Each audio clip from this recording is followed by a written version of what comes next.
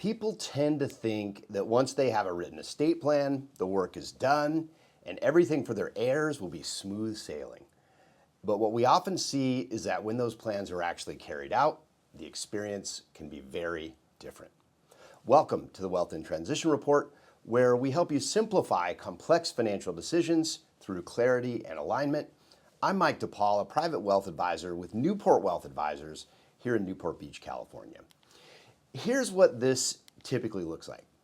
You've passed away, your family is grieving, but guess what? There's still work that needs to be done. They're now responsible for gathering everything together, investment accounts, retirement accounts, insurance policies, sometimes complicated matters like interests in businesses or real estate.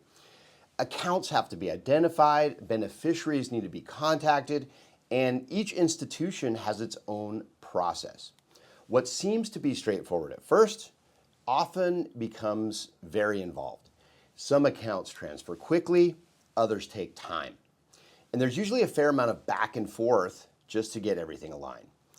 Now, it's during this period where we often see issues start to reveal themselves. An asset is titled in a way that doesn't fully match the intent of the plan. For example, someone may have a trust in place, but certain accounts or assets are still owned individually. Or beneficiary designations point in a different direction than the trust itself. And in those cases, guess what? The beneficiary designation is what determines where the money actually goes, not the trust. And when something like this gets overlooked, it can completely change or even undermine what the estate plan was meant to accomplish. For example, I've seen situations where an ex-spouse was still listed as the beneficiary on an old life insurance policy. And even though everything else in the estate plan had been updated, when something like that happens, the asset doesn't go where the document says it should. It goes where the beneficiary designation says it goes. And your family is left trying to make sense of something that at this point really can't be changed. We see similar issues with business interests as well. For example, two business partners may have every intention of things transitioning smoothly to the other partner. But if there isn't a clearly defined agreement in place, or if it hasn't been revisited in years, the outcome can look very different than what either of them or their families expected. And again, it's not usually because anyone did anything wrong. It's just that these pieces weren't fully coordinated over time. And more commonly, they were put in place, but never revisited. In other situations, there might be multiple decision makers involved. Co-trustees, multiple beneficiaries, different perspectives on how things should be handled. And even in very good families, that can create friction. Not because anyone is doing something wrong, but because the plan didn't clearly define how decisions were meant to be made. And in many cases, that's your children having to navigate these very, very difficult decisions together.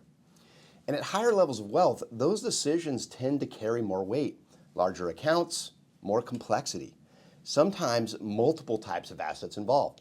So small areas of ambiguity can turn into much bigger issue. And then there's the issue of timing. Some assets are available relatively quickly. Others take months, even possibly years to become available. This can create challenges for your family if there are expenses, taxes, or distributions that need to be handled along the way.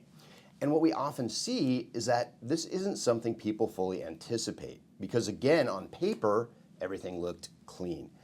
But in practice, there are a lot of moving parts. And all of this is happening at a time when your family is already dealing with a significant life event, your death. So small inefficiencies can feel much larger. And that's really the point. It's not that estate plans don't work. It's that the outcome of estate plans is driven by how well everything is coordinated, how assets are titled, how beneficiaries are structured, and how clearly decisions are defined ahead of time. Because once the plan is in motion, there's very little ability to adjust. So the goal isn't just to have the documents in place, it's to make sure that when the time comes, everything actually works the way it was intended to for the people you're leaving it to. And for most families, that also means revisiting these decisions on a regular basis, not just when the documents are created, but as circumstances change and wealth evolves over time. And in higher level planning situations, as always, the objective isn't to add complexity. In fact, it's the opposite, to simplify through clarity and alignment. This has been the Wealth and Transition Report, everyone. Thank you so much for watching. I'm Mike DePaul. We'll see you in the next video.